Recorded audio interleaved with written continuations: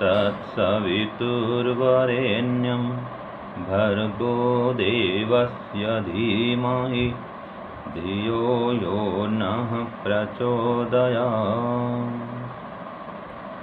सबको सादर नमस्ते जी। परमपिता परमात्मा की असीम अनुकंपा से हम उनका गुणगान कर रहे हैं, उनके नामों की चर्चा कर रहे हैं और ईश्वर के संबंध में नया नया ज्ञान प्राप्त कर रहे हैं। तो इसी क्रम में आज हम जानते हैं कि ईश्वर का नाम क्या है? आप्त है।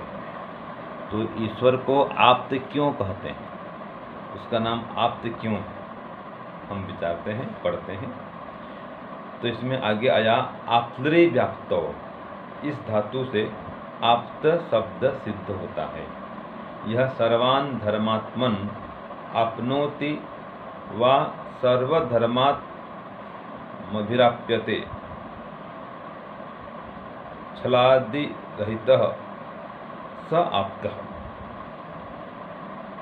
तो क्या कहा इसमें? जो सत्य उपदेशक सकल विद्या युक्त सब धर्मात्माओं को प्राप्त होता है और धर्मात्माओं से प्राप्त होने योग्य छल कपट आदि से रहित है, इसलिए उस परमात्मा का नाम आप्त है। तो आप्त माने देखिए क्या कहा इसमें कि जो सत्य उपदेशक है, सकल विद्या युक्त है और सभी धर्मात्माओं को प्राप्त होता है। अर्थात जो छल कपट करता है, अधर्म करता है, अन्याय करता है, पाप करता है, उसको परमात्मा कदापि प्राप्त नहीं हो सकता। तो जो उसको प्राप्त होना चाहते हैं तो ये करना पड़ेगा कि सबसे पहले तो ये पाप से, छल से, कपट से, असत्य से, अधर्म से दूर होना पड़ेगा, तभी उसको प्राप्त कर सकते हैं। क्योंकि यहाँ कहा दिया कि वो धर्मात्माओं से प्राप्त होने योग्य है। हाँ जी, धर्मात्मा नहीं बनेंगे, उसको प्राप्त नहीं कर सकते जब तक अंदर में काम, क्रोध, हिंसा, लोभ, लालच, अहंकार और भिन्न भिन्न प्रकार के मानसिक दोष हैं, शारीरिक दोष हैं, वाचनिक दोष हैं। जब तक ये अंदर में विकार हैं, दोष हैं, पाप हैं, हम परमात्मा को प्राप्त नहीं कर सकते। तो उसको प्राप्त करने के लिए अंदर बाहर से दोष रहित, छल कपट से रहित होना पड़ेगा। क्योंकि परमात्मा स्वयं छल कपट से रहित है, दोषों से रहित है, तो इसलिए वो भी ऐसे लोगों से प्राप्त होने योग्य है। तो हम अपने को परमात्मा के योग्य बनाएं, छल कपट से रहित करें, असत्य, अन्याय, अधर्म, पाप से दूर होएं और अपने को धर्मात्मा बनाएं। तो जब धर्मात्मा बन जाएंगे, सब प्रकार के छल कपट आदि दोषों से रहित हो जाएंगे, तो उसको हम प्राप्त कर सकते हैं। तो इस प्रकार से परमात्मा धर्मात्माओं के द्वारा प्राप्त होने योग्य है, इसलिए उसका नाम आप्त है। तो आप्त प्रमाण भी कहते हैं, जो सत्य होता है, कोई झूठ नहीं होता है। जैसे वेद का प्रमाण क्या है? आप्त प्रमाण है, परमात्मा की वाणी है। ऐसे जो वेद के विद्वान होते हैं, वेद के अनुसार चलते हैं, उनका जो कथन है उसको भी हम आप्त प्रमाण कहते हैं। तो आप्त तो परमात्मा के भी नाम है और आप्त विद्वानों का भी नाम होता है कि जो परमात्मा के अनुकूल चलते हैं और सत्य उपदेष्टा होते हैं। उनके मन, वाणी और कर्म में एकता होती है। तो इस प्रकार से जो आप्त पुरुष हैं, विद्वान गण होते हैं, उनका भी कथन आप्त वचन माना जाता है और सत्य होता है।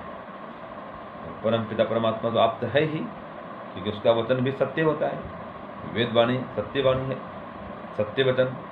तो वेद का प्रमाण आप्त प्रमाण है और वेद का उपदेष्टा परम पिता परमात्मा वो स्वयं आप्त है। तो आज हमने जाना कि परमात्मा के एक नाम आप्त भी। तो हम भी अपने को आप्त बनाने का प्रयत्न करें, उसके आप्त गुण को धारण करें, सत्यवादी बने और सत्य कर्मा बने या सत्य कर्मी बने, अर्थात सदाचारी बने, सत्य आचरण वाला हुए और छल कपट आदि सब दोष से रहित होकर के उस परम पिता परमात्मा के परम आनंद का पान करें। ओम शांति ओम शम। सबको सादर नमस्ते जी। प्यारे भाइयों बहनों, सादर सप्रेम नमस्ते। आप सभी का इस सत्यार्थ प्रकाश की पाठशाला में स्वागत है। आप बहुत ही उत्साह, उमंग, उल्लास के ऊर्जा के साथ में पढ़ रहे हैं और मुझे पता चला है आप इस वीडियो को शेयर भी खूब कर रहे हैं। तो बहुत अच्छी बात है, ये पुण्य की प्राप्ति आप कर रहे हैं, क्योंकि हमें महर्षि दयानंद सरस्वती कहते हैं प्रत्येक को अपनी ही उन्नति से संतुष्ट नहीं रहना चाहिए, किंतु सबकी उन्नति में अपनी उन्नति समझनी चाहिए। तो उसका आप बखूबी पालन कर रहे हैं। आप सभी को धन्यवाद, साधुवाद। और दूसरी बात, आज का जो हमारा विषय है प्रथम समुल्लास में जो महर्षि दयानंद 100 नामों की व्याख्या कर रहे हैं, आज हम आप्त नाम पर पहुंच गए हैं। ये हमारा भाग 60 है। इसमें आप्त परमेश्वर को बताया गया है कि उस ईश्वर का एक नाम आप्त भी है। यूँ तो जो धर्मात्मा लोग होते हैं, योगी ज्ञानी महात्मा लोग होते हैं, उनको भी आप्त कहते हैं। तो इसी बात को महर्षि दयानंद सरस्वती ने बताया। अभी आप इस बात को पूरी को स्वामी जी से सुन चुके हैं। मैंने इसका भजन बना दिया, तो आइए गायन कर लेते हैं। उस प्रभु को आप्त कहते हैं। हम लोग भी आप्त हो सकते हैं और योगी जन भी आप्त होते हैं। तो उसके लिए क्या करना होता है, कैसे बने हम? सर्वप्रथम हम सत्य ही बोलें, सत्य ही जानें, सत्य ही मानें, सत्य ही जीवन में उतारें। ऐसे उपदेशक हम बने। दूसरा, बनने के लिए हमें जितनी विद्या हमको चाहिए उससे मिलने के लिए उतनी विद्या का ग्रहण करें। वो विद्या कौन सी है? वो वेद की विद्या है। तो वेदोक्त ग्रंथों को पढ़ें। इस प्रकार से हम आप्त बने और इन ग्रंथों को, वेद आदि ग्रंथों को ही पढ़ करके योगी लोग, ज्ञानी लोग, ध्यानी लोग, ऋषि मुनि विद्वान बनते हैं, आप्त बनते हैं। तो वे आप्त कहलाते हैं। और ये विद्या किसकी है? उस आप्त परमेश्वर की विद्या है। वो स्वयं पहले आप्त है। उस परमेश्वर का नाम आप्त है। उसी से, उसी को ग्रहण करके हम आप्त बनते हैं, अर्थात उसी का वर्ण करके हम आप्त बनते हैं। उसी के वेद का अध्ययन करके हम आप्त बनते हैं। उसी का ध्यान करके हम आप्त बनते हैं। उसी का ज्ञान करके हम आप्त बनते हैं। उसकी पूरी विद्या को, जितनी विद्या हमको उससे प्राप्त करने के लिए चाहिए, उसको पढ़ करके, जान करके, सुन करके, मान करके, धारण करके, जीवन में उतार कर और लोगों को भी प्रेरणा करके हम आप्त कहलाते हैं। तो यहाँ पर दो बातें हमारे सामने आई, ईश्वर भी आप्त है और मनुष्य जन भी आप्त हो सकते हैं। लेकिन योगाभ्यासी बनेंगे तब, ज्ञानी ध्यानी बनेंगे तब, ऋषि मुनियों जैसे दृष्टा मनन चिंतक मनता चिंतक बनेंगे तब। तो आइए इस भजन को गायन कर लेते हैं। हे प्रभु, हम आप्त होकर आप्त तुझको पाएंगे। हे प्रभु, हम आप्त होकर आप्त तुझको पाएंगे। छल कपट से रहित होकर, छल कपट से रहित होकर तुझ में ही खो जाएंगे। हे प्रभु, हम आप्त होकर आप्त तुझको पाएंगे। बिना आप्त हुए तू प्राप्त नहीं होगा परमात्मा। कहा भी गया है, निर्मल मन जन सोय मोय भावा, मोय कपट छल छिद्र न भावा। तो जो इस व्यक्ति का मन निर्मल होता है उसी को तुम प्राप्त होते हो। तो उसके लिए मुझे मन शुद्ध करना पड़ेगा। और मनुस्मृति में कहा गया है, मनः सत्येन शुध्यते। और मन की शुद्धि किससे होती है? सत्य से होती है। और आत्मा की शुद्धि किससे होती है? विद्या तपो अभियाम भूतात्मा। विद्या और तप से होती है। और बुद्धि की शुद्धि किससे होती है? बुद्धिर ज्ञानेन शुध्यते। तो हमें ये सब कुछ अपनाना पड़ेगा। ये मनुस्मृति का पूरा श्लोक अपने जीवन में धारण करना पड़ेगा। अद्विगात्राण शुद्धति, मनः सत्येन शुद्धति, विद्या तपोभियम भूतात्मा, बुद्धिर्ज्ञानेन शुद्धति। ये चारों बातें हमें अपने जीवन में लानी पड़ेगी, तो हम आप्त हो जाएंगे। जिस व्यक्ति का जीवन अंतः और बाह्य दोनों तरफ से पवित्र होता है, सत्य ही बोलता है, सत्य ही जानता है, सत्य ही विचारता है, सत्य ही उतारता है, सत्य ही लोगों को शिक्षा देता है, सत्य ही सब कुछ, उसका जीवन सत्य में बन जाता है, ऐसा व्यक्ति ही फिर आप्त होता है। और हमेशा वो फिर ऐसा व्यक्ति निष्काम कर्म ही करता है, परोपकार के कर्म ही करता है, पुण्य के कर्म ही करता है, परमात्मा का ही वो ध्यान करता है, एक उस परमात्मा को ही वर्ण कर लेता है वो। तो वो आप्त हो जाता है। क्यों? क्योंकि वो परमेश्वर आप्त है। हे प्रभु, हम आप्त होकर आप तुझको पाएंगे। छल कपट से रहित होकर तुझ में ही खो जाएंगे। सत्य उपदेशक सकल विद्या से संयुक्त आप्त हो। योगी ऋषि मुनि ज्ञानी ध्यानी महात्माओं को प्राप्त हो। योगी ऋषि मुनि ज्ञानी ध्यानी महात्माओं को प्राप्त हो। पाके तब आशीष भगवन हम भी भव तर जाएंगे। करके योगाभ्यास भगवन हम भी भव तर जाएंगे। हे प्रभु हम आप्त होकर आप्त तुझको पाएंगे। छल कपट से रहित होकर तुझ में ही खो जाएंगे।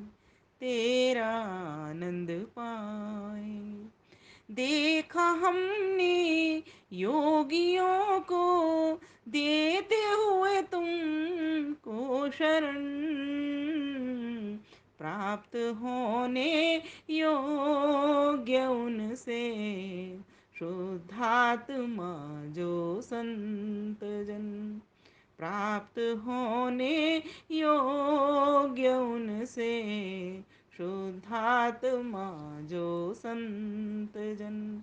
हम भी बनकर विमल सेवक प्राप्त तब कर पाएंगे। हम भी बनकर विमल सेवक प्राप्त तब कर पाएंगे। हे प्रभु हम आप्त होकर आप्त तुझको पाएंगे। छल कपट से दूर होकर तुझ में ही खो जाएंगे। छल कपट से रहित होकर तुझ में ही खो जाएंगे। तुझ में ही खो जाएंगे। तेरा आनंद पाएंगे। तो महर्षि दयानंद सरस्वती ने कितना सुंदर कहा कि जो सत्य का उपदेशक है, सारी विद्याओं से युक्त है, सब धर्मात्माओं को प्राप्त होता है और धर्मात्माओं से प्राप्त होने के योग्य है। कैसे धर्मात्माओं से? और धर्मात्मा कौन है? जो छल कपट आदि से रहित हैं। जो व्यक्ति, जो महात्मा लोग, जो ज्ञानी ध्यानी योगी लोग छल कपट से रहित रहते हैं, ऐसे ही लोगों को वो प्राप्त होता है। ऐसे ही धर्मात्मा लोगों को प्राप्त होता है। इसीलिए उस परमेश्वर का नाम आप्त है। अर्थात जो आप्त को आप्त होता, आप्त को जो प्राप्त होता है वही आप्त है। सीधा सा, जो आप्त को प्राप्त हो वही आप्त है। और वह आप्त किसको प्राप्त होता है? आप्त को ही वो प्राप्त होता है। तो आप्त का अर्थ क्या निकला यहाँ पर? आप्त का अर्थ यही निकला कि जिसके भीतर सत्यता है ना, पूरा जीवन सत्य में है, विद्या से भरा हुआ है, वेद की विद्या से भरा हुआ है, ध्यान उपासना करता है, धर्म का अनुष्ठान करता है ना, चारों ओर परोपकार के पुण्य के कार्य करता है, ईश्वर की उपासना ध्यान करता है, वह व्यक्ति आप्त है। और ईश्वर भी आप्त है और वह व्यक्ति भी, धर्मात्मा व्यक्ति भी आप्त है। तो आप्त को ही वो आप्त प्राप्त होता है। तो इस यहाँ पर ये बताया गया है, उस ईश्वर का नाम आप्त है और हमको भी आप्त बन करके ही वो प्राप्त आप्त हो सकता है। आप सभी का धन्यवाद।